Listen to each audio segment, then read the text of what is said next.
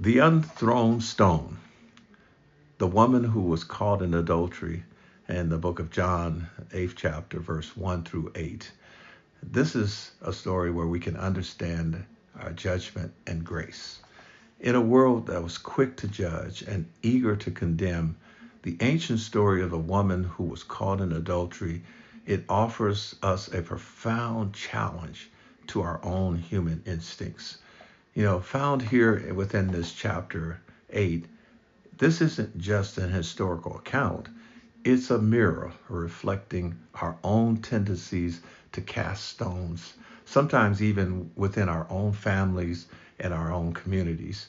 Today we'll explore this powerful narrative and try to understand what our true role and what God truly desires from us when faced with perceived failings of others.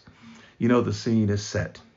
They're in the temple courts and Jesus is teaching, and the atmosphere is suddenly shattered by the arrival of the infamous scribes and Pharisees. They know everything, right?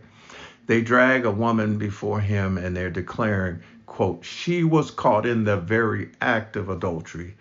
Their words are sharp. Their intent is sharper still. This wasn't about justice for the woman. It was a calculated trap for Jesus. They said, Moses in the law commanded us to stone such a woman. So what would you say? They demanded this. They weren't seeking wisdom. They were seeking a way to accuse Jesus, to force him into a no-win situation. If he had said, stone her, he'd contradict his own message of mercy. If he said, don't stone her, he'd violate Mosaic law. So this scenario highlights a common human failing, using others' mistakes as leverage or as an opportunity to assert our own perceived righteousness, often forgetting the humanity of the person who's involved. But Jesus does something unexpected. He says nothing. Instead, he stoops down and begins to write on the ground with his finger. Now, just imagine that silence, the tension, right? The accusers, they're growing impatient and they press on him further and they say, what do you say? They insist. What was he writing? The Bible doesn't tell us, and perhaps that's the point. His silence, his deliberate act of writing, serves as a powerful pause. It disrupts the rhythm of accusation and forces a moment of reflection. In our own lives, when we are quick to speak, quick to judge, Jesus' silence here teaches us the profound power of restraint, of taking a moment before reacting, especially when others are eager for us to join their chorus of condemnation. Finally, Jesus stands up and delivers one of the most piercing statements in Scripture. Quote, let him who is without sin among you be the first to throw a stone at her. These words are not a dismissal of the law, nor an endorsement of sin. Instead, they are a profound redirection. Jesus turns the spotlight from the accused to the accusers. He holds up a mirror, forcing them to look inward at their own hearts, their own imperfections. And what happens? At this, those who heard began to go away one at a time, the older ones first, until only Jesus was left with that woman standing there.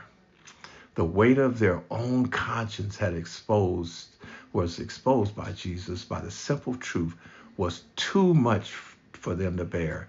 This is a crucial lesson for us. Before we point fingers, before we condemn a family member, a friend, or a colleague, we must first examine our own lives. True righteousness doesn't seek to expose others' flaws, but to acknowledge our shared human brokenness and our universal need for grace. With the accusers gone, Jesus turns to the woman and he just simply says, "Woman, where are they? Has no one condemned you?" "No one, Lord," she replies. And then the words of ultimate grace and truth: "Neither do I condemn you. Go, and from now on sin no more."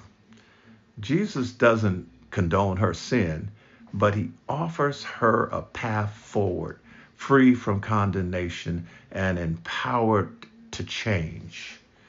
This is the heart of God's desire for us: not punishment, but restoration; not judgment that crushes, but grace that transforms.